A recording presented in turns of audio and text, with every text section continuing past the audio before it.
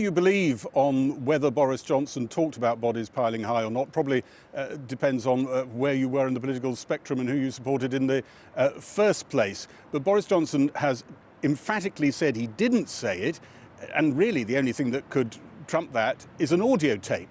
Now, we know that Dominic Cummings' friends think he probably did record some meetings, some exchanges. If there was a tape which undermined what the Prime Minister has just said, that would be pretty damaging. But you kind of think you might have seen it already if such a thing did exist. On the number 10 flat, the government is meant to pay for the first £30,000 worth of work that is done for an incoming Prime Minister on the flat. It's quite clear that Boris Johnson has expended quite a bit of effort trying to make sure that someone else pays for the costs that he's incurred above that. What has actually happened behind the scenes? Well, we seem to know now that Boris Johnson has somehow paid the additional money, but how did he pay it and what was he trying to get to happen in the first place? Did someone else pay for it in the first instance? All of that is very murky. We learned pretty well nothing from the Cabinet Secretary Simon Case in his evidence to MPs today on that. You also have swirling around the last week's story about the James Dyson texts to Boris Johnson, and the implication of the story from Dominic Cummings that effectively Boris Johnson's fiancée cancelled a leak inquiry. Does all this affect Boris Johnson? We know that a lot of his supporters price in a cavalier attitude to rules. But here's an interesting thought with Dominic Cummings. He knows how to organise a campaign grid.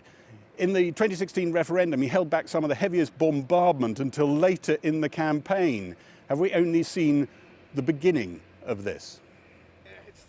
Campaigning in Wales ahead of next Thursday's elections, the Prime Minister refused to engage with questions about whether he'd initially secretly got a Tory party donor to pay tens of thousands of pounds for the redecoration of his flat above 11 Downing Street.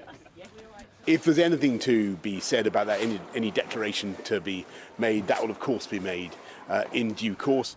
The Cabinet Secretary, Simon Case, crossed the road from Downing Street to Parliament to face questions on that and other matters from MPs. The MPs didn't feel they got answers.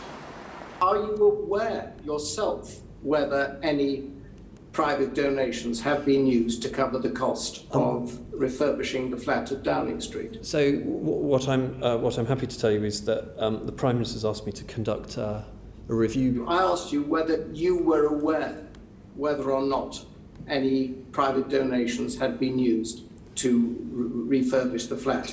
I mean, that's a straightforward yes or no, really. So, as I said, the Prime Minister's asked me to conduct a review into how this has been done. Boris Johnson's former aide Dominic Cummings alleged last week that the Prime Minister risked breaking the law, trying to use secret donations to redecorate the flat at the top of 11 Downing Street. The Theresa May furnishings were not to Boris Johnson's fiancée's taste, and an interior designer was hired with a track record of a very different style. The Prime Minister was also facing allegations that after agreeing the second lockdown last autumn, he said he would rather see the bodies pile high in their thousands than impose a third lockdown. Boris Johnson denied saying those words.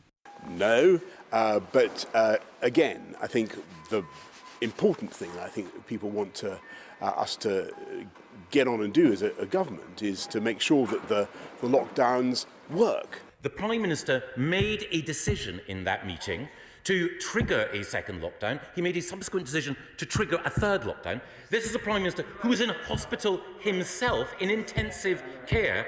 The idea that he would say any such thing, I find incredible. I was in that room. I never heard language of that kind. Based on my experiences of him, I don't find it impossible to believe. On the contrary, it is all too believable. Number 10 was also trying to head off allegations around the leak in October last year that a second lockdown was coming. The Prime Minister felt these headlines were designed to bounce him into the lockdown.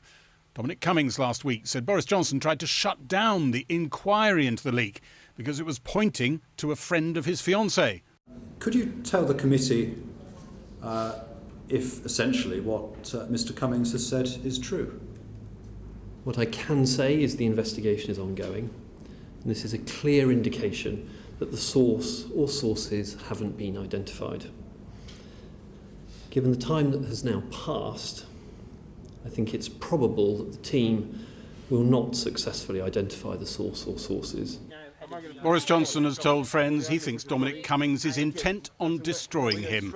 Some who've known Dominic Cummings for years say on that, Boris Johnson is absolutely right. Well, we have asked the government and Conservative MPs for an interview, but no one was available.